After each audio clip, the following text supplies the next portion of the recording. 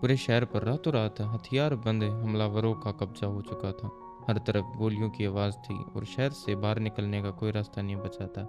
ऐसे में एक सीक्रेट जंग है और फंसे मासूम लोगों को निकालने के लिए जो फैसला लिया गया उसने सभी के होश उड़ा दिए। आइए जानते हैं इस कहानी को। कहानी की शुरुआत एक बेहद ही खौफनाक माहौल से होती है। न्यूज़ चैनल पर लगातार ब्रेकिंग न्यूज़ चल रही है कि लगभग 2 साल की लंबी जंग के बाद अमेरिका ने अपनी आर्मी को अफगानिस्तान से विड्रॉ कर लिया है। जैसे ही अमेरिकन आर्मी अफगानिस्तान छोड़ती है, तालिबान पूरे देश पर तेजी से कब्जा करना शुरू कर देता है। कुछ ही दिनों बाद हालात इतने खराब हो जाते हैं कि तालिबान काबुल तक पहुंच चुका होता है। पूरी सिटी में अफरा तफरी मच जाती है और हर तरफ लोग सिर्फ अपनी जान बचाने की कोशिश कर रहे होते हैं। इसके बाद हमें फ्रांस एम्बेसी दिखाई जाती है, जहां एम्बेसी के हेड मोहम्मद बित्ता यानी मो अपनी टीम के साथ अफगानिस्तान छोड़ने की तैयारी कर रहे होते हैं। मो सबसे पहले अपनी टीम को एम्बेसी के सारे कॉन्फिडेंशियल डॉक्यूमेंट तुरंत जलाने का ऑर्डर देता है ताकि कोई भी जरूरी जानकारी तालिबान के हाथ ना लगे। एम्बेसी का हर एक स्टाफ मेंबर बिना वक्त गवाए अपना काम शुरू कर देता है। इसके बाद मो सीनियर ऑफिसर से मिलता है जो एयरपोर्ट के लिए निकल चुके होते हैं। उनके जाने के बाद मो एम्बेसी में बची हुई सारी सेंसिटिव चीजें तोड़ना और खत्म करना शुरू कर देता है ताकि पीछे दुश्मनों के लिए कुछ भी काम की चीज न बच सके। तभी मो के भाई का फोन आता है जो अफगानिस्तान इंटेलिजेंस डिपार्टमेंट के हेड होते हैं। वो घबराए हुए बताते हैं कि तालिबान उन्हें हर जगह ढूंढ रहा है, अगर वो पकड़ा गया तो उसका जिंदा बचना नामुमकिन होगा। ये सुनते ही मो बिना एक पल गवाए अपने भाई को बचाने के लिए निकल पड़ते हैं। रास्ते में कबूल का दिल दहला देने वाला मंजर देखने को मिलता है। हजारों लोग अपनी जान बचाने के लिए शहर छोड़कर भाग रहे होते हैं। हर तरफ गाड़ियों की लंबी लाइन, भीड़, चीख पुकार और डर का माहौल होता है। ऐसा लगता है कि जैसे पूरा शहर कुछ ही घंटों में बदल गया हो। मो आखिरकार उस जगह पहुंच जाता है जहां उसका भाई छुपा हुआ होता है,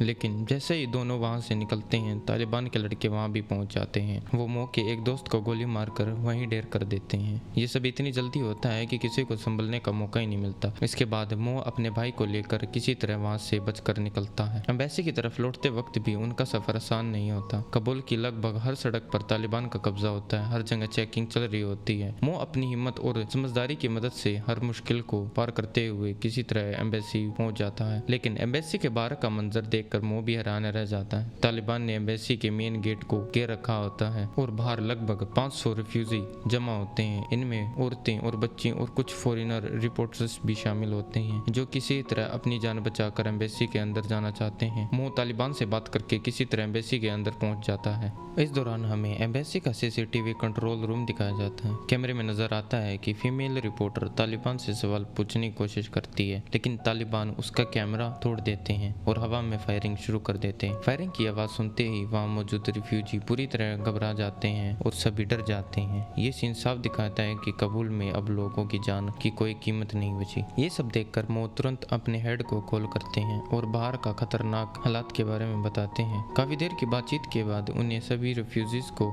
एम्बेसी के अंदर लाने की परमिशन मिल जाती है। जैसे ही गेट खुलता है लोग तेजी से अंदर आना शुरू कर देते हैं। एम्बेसी का स्टाफ सभी को खाना पानी और जरूरी मदद देने लगता है। थोड़ी देर बाद वही फीमेल रिपोर्टर एम्बेसी के अंदर की सिचुएशन रिकॉर्ड करना चाहती है, लेकिन मो उसे मना कर देता है। उनका कहना होता है कि इस वक्त कैमरे से ज्यादा जरूरी लोगों की जान बचाना है। अगले दिन मो और उसका एक साथी सीसीटीवी कंट्रोल रूम में बैठकर बाहर की एक्टिविटी पर नजर रख रहे होते हैं। तभी उनकी नजर 2 ऐसे आदमियों पर पड़ती है जिनकी हरकतें काफी अजीब लग रही होती हैं। दोनों को उन पर शक हो जाता है और वो उन पर नजर रखना शुरू कर देते हैं। कुछ देर बाद मो के हेड का फोन आता है। वो बताते हैं कि फ्रांस की तरफ से सबसे पहली प्रायोरिटी सिर्फ फ्रेंच सिटीजन को सुरक्षित बाहर निकालना है। ये सुनकर मो पूछता है कि बाकी रिफ्यूजीज का क्या होगा, लेकिन उनके हेड का कहना होता है कि उनके बारे में बाद में सोचा जाएगा। जब मो अपनी टीम के साथ इवैक्यूएशन प्लान डिस्कस करता है, तभी वही 2 शक के घेरे में आए आदमी रिफ्यूजीज के बीच में अफरा तफरी मचाने लगते हैं। माहौल धीरे धीरे गर्म होने लगता है, लेकिन तभी एक बहादुर लड़की आकर सबको शांत कर देती है और सिचुएशन फिर से कंट्रोल में आ जाती है। रात होते ही उन लोगों को निकालने की तैयारी शुरू होती है जिनकी पहचान वेरीफाई हो चुकी थी। एम्बेसी के आसपास तेज लाइट लगाई जाती हैं ताकि हेलीकॉप्टर आसानी से लैंड कर सके। कुछ देर बाद हेलीकॉप्टर भी पहुंच जाते हैं, लेकिन जैसे ही एक बड़ा हेलीकॉप्टर लैंडिंग की कोशिश करता करता है। तालिबानी उस पर फायरिंग शुरू कर देते हैं। लगातार हमले की वजह से हेलीकॉप्टर को बिना किसी को लेकर वापस लौटना पड़ता है और रेस्क्यू ऑपरेशन फिलहाल के लिए फेल हो जाता है। इसके बाद मो अपनी टीम को बताते हैं कि उनकी एम्बेसडर से बात हुई है और नए एक्वेशन प्लान पर काम चल रहा है। एक टीम मेंबर पूछता है कि रेस्क्यू कब होगा, लेकिन मो के पास इसका कोई जवाब नहीं होता। तब एक स्टाफ मेंबर सबको याद दिलाता है कि एम्बेसी में सिर्फ 50 लोगों के लिए 2 हफ्तों का राशन बचा है, जबकि अंदर 400 से भी ज्यादा रिफ्यूजीज मौजूद हैं। ये सुनकर टीम के कुछ लोग मो के फैसले पर सवाल उठाते हैं। वो कहते हैं कि इतने लोगों को अंदर लेना एक बहुत बड़ा रिस्क था। इस बीच कंट्रोल रूम का एक स्टाफ मेंबर आकर बताता है कि हेडक्वार्टर ने एम्बेसी स्टाफ के एवैक्यूएशन का ऑर्डर भेजा है। इस फैसले के लिए वोटिंग करवाई जाती है। 5 लोग तुरंत अफगानिस्तान छोड़ना चाहते हैं, जबकि 5 लोग रिफ्यूजीज के साथ रहकर उनकी मदद करना चाहते हैं। जब वोट बराबर हो जाते हैं तब पूरी टीम एक मुश्किल लेकिन इंसानियत से भरा फैसला लेती है। वो अपनी जान की परवाह किए बिना रिफ्यूजीज के साथ वहीं रुकने का डिसीजन करते हैं। अगली सुबह मो सीधा ईवा के पास जाता है। वो उसे कहता है कि अगर उन सबको यहाँ से जिंदा निकलना है तो तालिबान के साथ बात करनी ही पड़ेगी। इसके लिए उसे एक ऐसे इंटरप्रेटर की जरूरत है जो उनकी बात तालिबान तक सही तरह से पहुंचा सके। लेकिन ईवा इस बात पर काफी घबरा जाती है। वो मो से कहती है कि तालिबान औरतों की बात सुनना भी पसंद नहीं करती। अगर वो उनके सामने गई तो हो सकता है कि वो बिना कुछ सोचे समझे उसे गोली मार दी जाए। मो शांत रहकर उसका हौसला बढ़ाता है। वो कहता है कि तुम सिर्फ अफगानी नहीं बल्कि एक फ्रांस सिटीजन भी हो, और सबसे जरूरी बात, तुम बिल्कुल अकेली नहीं होगी। हम सब हर पल तुम्हारे कवर देंगे और तुम्हारी सुरक्षा की पूरी जिम्मेदारी हमारी होगी। इसके बाद पूरी टीम ऑपरेशन की तैयारी में लग जाती है। सबसे पहले ईवा की पोजीशन और तालिबान की संभावित फायरिंग एंगल को चेक किया जाता है ताकि किसी भी इमरजेंसी में उसे तुरंत कवर दिया जा सके, और हर सोल्जर अपनी राइफल रेडी कर लेता है। ईवा को एक बुलेट प्रूफ जैकेट पहना दी जाती है। कुछ ही देर बाद सब एम्बेसी के मेन गेट पर पहुंच जाते हैं। गेट धीरे धीरे खुलता है और मो ईवा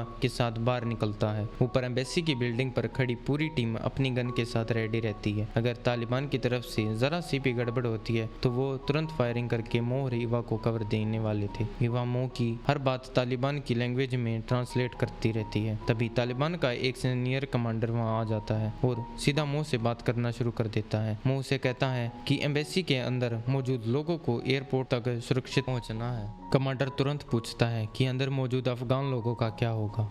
मो बिना डरे जवाब देता है कि वो सब फ्रेंच एम्बेसी की प्रोटेक्शन में है और उसकी जिम्मेदारी फ्रांस की है। इसके बाद तालिबान से बसेस और ड्राइवर की डिमांड करता है ताकि इतने सारे रिफ्यूजीज एक साथ एयरपोर्ट तक लेके जाया जा सके।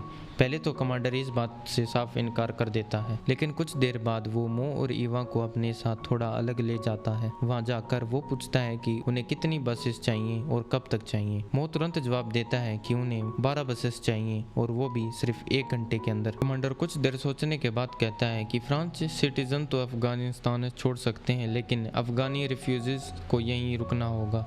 ये सुनकर मो तुरंत कहता है कि ये उनकी शर्त नहीं है। तालिबान का कमांडर सख्त लिहाज में जवाब देता है कि यहाँ फैसला सिर्फ वही करेगा। इतना कहकर वो अचानक ईवा पर बंदूक तान देता है। कुछ पल के लिए माहौल बेहद खतरनाक हो जाता है। एम्बेसी की छत पर खड़ी टीम भी फायरिंग के लिए तैयार हो जाती है, लेकिन मो अपना दिमाग शांत रखता है और वो कमांडर को शांत करने की कोशिश करता है। समझाता है कि अगर बातचीत इसी तरह चलती रही थी तो किसी का भी फायदा नहीं होगा। आखिरकार कमांडर मान जाता है, लेकिन एक नई शर्त रख देता है। वो कहता है कि एम्बेसी में मौजूद हर आदमी की पूरी लिस्ट उसे पहले दी जाए, उसके बाद ही वो आगे की परमिशन देगा। मजबूरन मो और ईवा वापस एम्बेसी लौट आते हैं। अंदर आते ही मो अपने सीनियर ऑफिसर से कांटेक्ट करता है, पूरी सिचुएशन समझाता है, लेकिन ऊपर से कोई भी खास मदद नहीं मिलती। हर तरफ सारी कंफ्यूजन होता है। इस बीच हमें एयरपोर्ट दिखाया जाता है जहाँ अमेरिका आर्मी के सीनियर ऑफिसर्स इमरजेंसी मीटिंग कर रहे होते हैं। उनके इंटेलिजेंस से खबर मिलती है कि एयरपोर्ट पर कभी भी हमला हो सकता है। अगर ऐसा हुआ तो पूरा इवैक्यूएशन ऑपरेशन रोकना पड़ सकता है। मो का कमांडर भी उसे यही वार्निंग देता है और कहता है आगे का कदम बहुत ही संभल कर उठाना होगा। आखिरकार एम्बेसी से निकलने का वक्त आ जाता है। रिफ्यूजीज को बसेस में बिठाया जाता है, लेकिन कुछ लोग ऐसे भी होते हैं जिनकी आइडेंटिटी अभी तक वेरीफाई नहीं होती। वही फीमेल रिपोर्टर मो के पास आती है, उसे उन लोगों की जान पहचान की गुजारिश करती है। मो पहले इस बात पर साफ मना कर देता है क्योंकि इससे पूरा मिशन खतरे में आ सकता था, लेकिन कुछ देर सोचने के बाद उसका दिल बदल जाता है। वो फैसला करता है सबको आखिरी बस में छुपकर एयरपोर्ट ले जाया जाएगा। ये बहुत बड़ा रिस्क था, लेकिन मो किसी भी बेकसूर इंसान को मौत के लिए छोड़ना नहीं चाहता था। अब पूरी टीम कॉन्वॉय के साथ निकलने के लिए तैयार हो जाती है। तभी एक बुरी खबर मिलती है। पता चलता है कि तालिबान ने चेक पॉइंट पर बसेस को रोक लिया है। मो जैसे ही बाहर आता है उसको बस ड्राइवर मिलता है। वो कहता है कि वो भी अपनी फैमिली के साथ अफगानिस्तान छोड़ना चाहता है और कॉन्वॉय के साथ ही जाना चाहता है। इतने में मो का साथी भी वहीं पहुंच जाता है। मो उसे सारी बात बताता है। थोड़ी देर सोचने के बाद मो और उसका साथी उसको और उसकी फैमिली को ले जाने के लिए मान जाते हैं। सब लोग अपनी अपनी बसेस में बैठ जाते हैं। कॉन्वॉय रवाना होने के लिए बिल्कुल तैयार हो जाता है। निकलने से पहले मो अपने कमांडर को कॉल करता है और कहता है कि अगर वो अभी नहीं निकले तो तालिबान कभी भी अपने बात से मुकर सकता है। लेकिन कमांडर साफ मना कर देता है। वो ऑर्डर देता है जबकि ऑफिशियल ग्रीन सिग्नल ना मिल जाए तब तक तुम कॉन्वॉय अपनी जगह से नहीं हिलाओगे। मो कुछ पल के लिए सोचता है। उसे समझ आ जाता है कि गुजरते हुआ एक मिनट भी सबकी जिंदगी के लिए बहुत बड़ा खतरा बन सकता है। आखिरकार वो एक बहुत बड़ा फैसला लेता है। कमांडर के ऑर्डर के बावजूद मो अपनी टीम के साथ कॉन्वॉय एम्बेसी से बाहर निकाल देता है। जैसे ही एम्बेसी का बड़ा गेट खुलता है एक के बाद एक सारी बसेस गाड़ियां धीरे धीरे काबुल की खतरनाक सड़कों की तरफ बढ़ने लगती हैं। अब असली मिशन शुरू हो चुका है और जरा सी गलती सैकड़ों लोगों की जान ले सकती थी। कॉन्वॉय जैसे ही आगे बढ़ता है कुछ दूर चलने के बाद उन्हें तालिबान का एक एस्कॉर्ट टीम मिल जाती है। अब मो और उसका पूरा कॉन्वॉय उनके पीछे पीछे चलने लगते हैं। शुरुआत में सब कुछ ठीक लग रहा होता है, लेकिन कुछ ही देर बाद एस्कॉर्ट अचानक रोड पर बीच में रुक जाती है। वो हैरान होकर पूछता है कि आखिर हुआ क्या है। तभी चारों तरफ से और भी तालिबानी लड़के वहाँ पहुंच जाते हैं। पूरे कॉन्वॉय को घेर लेते हैं। ये देखकर सभी की सांसें थम जाती हैं। तालिबान तुरंत सभी गाड़ियों और बसेस की तलाशी लेना शुरू कर देते हैं। मो को गाड़ी से बाहर बुलाया जाता है और मो उनके लीडर से बात करने लगता है, जबकि सभी तालिबानी लड़के बसेस की जांच करने लगते हैं। सब कुछ ठीक चल रहा होता है, लेकिन असली मुश्किल तब आती है जब गाड़ियों की चेकिंग की बारी आती है, जिसमें मो का भाई छुपा हुआ होता है। अगर वो गाड़ी में मिल जाता तो पूरा मिशन वहीं खत्म हो सकता था। मो तालिबान के कमांडर से जाने की गुजारिश करता है, लेकिन वो साफ मना कर देता है। इसके बाद तालिबान सीनियर ऑफिसर से बात करता है और मो से एक ऑडियो मैसेज रिकॉर्ड करवाता है। रिकॉर्डिंग में मो कहना पड़ता है कि अगर कॉन्वॉय के साथ कुछ भी हादसा होता है तो उसका तालिबान जिम्मेदार नहीं होगा। ये शर्त मानने के बाद तालिबान कॉन्वॉय को आगे बढ़ने की परमिशन दे देता है। चेकिंग रोक दी जाती है और सारी बसेस दोबारा एयरपोर्ट की तरफ चलने लगती हैं। सफर दोबारा शुरू होता है,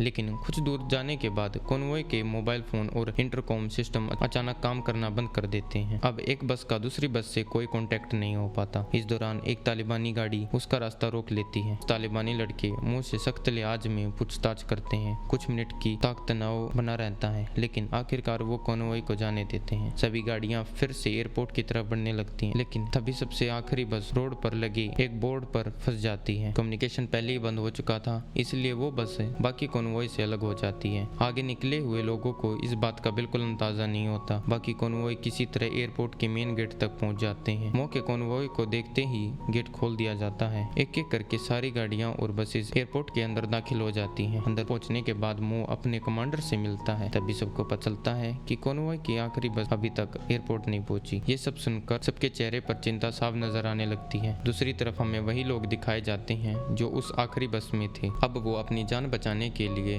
पैदल ही एयरपोर्ट की तरफ चल रहे होते हैं। अगली सुबह एयरपोर्ट पर एवैक्यूएशन का काम जोर शोर से चल रहा होता है। रिफ्यूजीज को एयरक्राफ्ट में बिठाया जा रहा होता है। इसी दौरान मो अपने भाई से अलविदा कहता है, क्योंकि अब उनका रास्ता अलग होने वाला है। तभी ईवा मो को बताती है कि पीछे छूट गए लोग ईस्ट गेट तक पहुंच गए हैं। ये सुनते ही मो और ईवा तुरंत वहां के लिए निकल पड़ते हैं, लेकिन ईस्ट गेट के बाहर हजारों लोगों की भीड़ जमा होती है। हर कोई किसी भी तरह एयरपोर्ट के अंदर घुसना चाहता है। मो आर्मी से बात करके किसी तरह कुछ लोगों को अंदर लेने में कामयाब हो जाता है, लेकिन इस दौरान रिपोर्टर और ईवा की माँ बाहर ही रह जाती हैं। इससे पहले कि उन्हें अंदर लिया जा सकता, एयरपोर्ट के बैरिकेड बंद कर दिए जाते हैं। कुछ ही पल बाद बाहर की खड़ी भीड़ बैरिकेड को तोड़ देती है और लोग जबरदस्ती अंदर घुसने लगते हैं। सिचुएशन पूरी तरह कंट्रोल से बाहर चली जाती है। आर्मी तुरंत पीछे हटकर मेन गेट को बंद कर देती है। मो ईवा के पास जाता है और उससे माफी मांगता है, क्योंकि वो उसकी माँ को समय पर अंदर नहीं ले पाया। इस बीच मो का कमांडर एक खौफनाक खबर देता है। इंटेलिजेंस के मुताबिक अगले 24 घंटे के अंदर एयरपोर्ट पर अटैक हो सकता है। इस वजह से अब किसी भी गेट को दोबारा खोलने की परमिशन नहीं दी जाती। दूसरी तरफ रिपोर्टर और ईवा की माँ एयरपोर्ट के अंदर जाने का कोई दूसरा रास्ता ढूंढ रही होती हैं। ईवा अपनी माँ को ढूंढते ढूंढते उस जगह पहुंच जाती हैं जहां कई लोग दीवार पार करके एयरपोर्ट में घुसने की कोशिश कर रहे होते हैं। आर्मी उन्हें रोक रही होती है, लेकिन इसी भीड़ में ईवा की नज़र अपनी माँ और रिपोर्टर पर पड़ जाती है। ईवा जोर से अपनी माँ को दीवार की तरफ आने के लिए कहती है। बहुत मुश्किल से वो दीवार तक पहुँच जाती है। आर्मी के जवान ईवा की माँ को खींचकर अंदर ले आते हैं, लेकिन रिपोर्टर पीछे ही रह जाती है। तभी अचानक आर्मी की नज़र में एक शख्स पड़ता है जिसकी हरकतें काफ़ी अजीब लग रही होती हैं। जवान कुछ समझ पाते उससे अगले ही पल जबरदस्त धमाका होता है। ब्लास्ट इतना भयानक होता है कि आसपास मौजूद है सैकड़ों लोग उसकी चपेट में आ जाते हैं। जितने भी लोग बच पाते हैं आर्मी तुरंत उन्हें एयरपोर्ट ले जाती है। इस दौरान मो को पता चलता है कि ईवा और उसकी माँ और रिपोर्टर तीनों ही धमाके से जिंदा बच गए हैं। ये सुनकर मो और उसकी पूरी टीम राहत की सांस लेती है। इसके बाद बचे हुए सभी रिफ्यूजीज को सुरक्षित तरीके से अफगानिस्तान से बाहर भेज दिया जाता है। मो और उसकी पूरी टीम भी अपना मिशन पूरा करके वहाँ से निकल जाती है और ये कहानी यहीं ख़त्म हो जाती है।